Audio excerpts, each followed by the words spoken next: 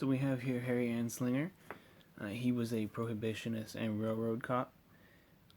Prohibition, of course, was in the 30s, and then whenever prohibition was ended, he moved into the sector of basically other types of narcotics, and one of them, of course, being cannabis.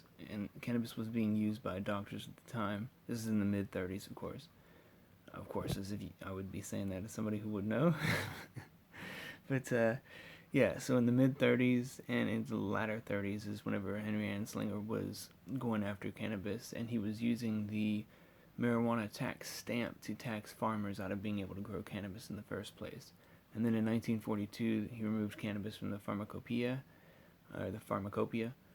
and that was basically a registry or a collection of all the medications that are used or accepted as standardized in the United States. And so it's only been out of the pharmacopoeia since 1942? Yeah, that's what I said, 1942.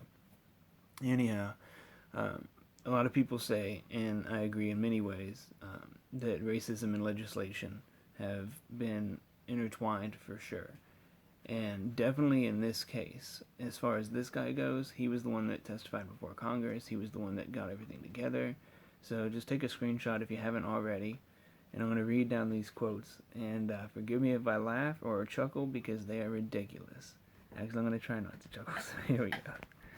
Alright, marijuana is the most violence-causing drug in the history of mankind. Most marijuana smokers are Negroes, Hispanics, Filipinos, and entertainers.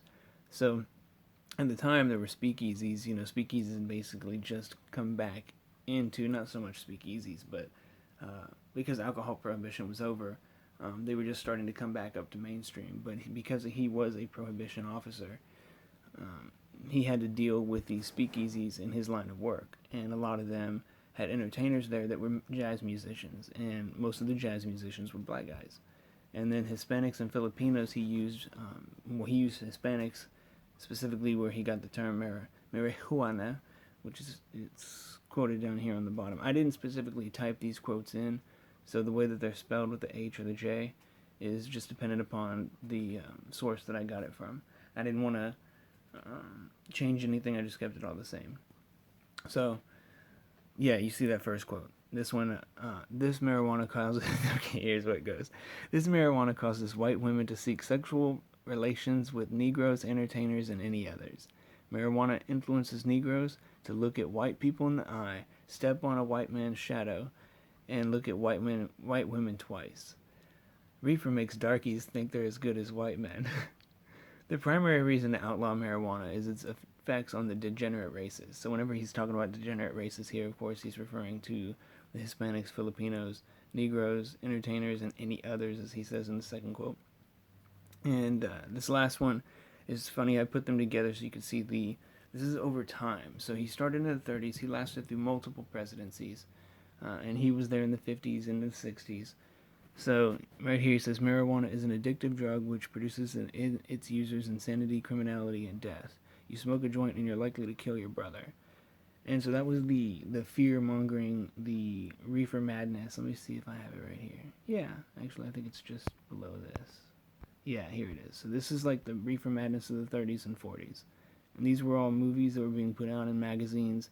They were being put out to the public so that the public would turn an eye away from cannabis. And they called it reefer and marijuana in these publications because the medical community at the time, it was growing up to $60,000 worth of hemp, or cannabis, with high THC content, actually. That they wouldn't know what it was whenever Henry was up in Congress trying to change all this legislation. So it was kind of like a way for him to usurp or get around the medical community and not have to deal with them when going after this particular substance. So the second half of that last quote is, you smoke a joint, you're likely to kill your brother. Marijuana leads to pacifism and communist brainwashing. So what my point was that it started out with, oh, it's addictive and causes insanity and you'll kill somebody if you're on it.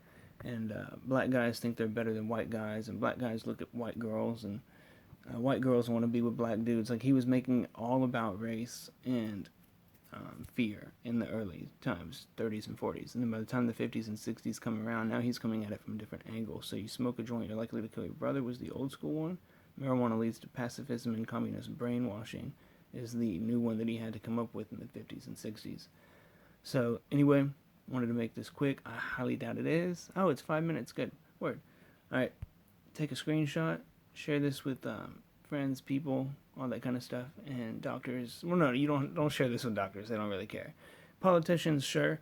Definitely let them know where this came from, and yeah, let me know if you need anything or y'all want to ask any questions and have any comments. For sure, fill me in. I want to be able to do this with y'all as a community, with you as in patients and politicians and physicians and doctors or oncologists, researchers, stuff like that, people like that.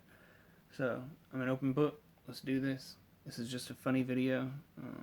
Well, not so funny because it was used for the, taking out the best medicine at the time for multiple different conditions. Anyway, guy was crazy. Quotes are crazy. This is in the 30s to 50s. And I'll check y'all later. Love y'all. Peace.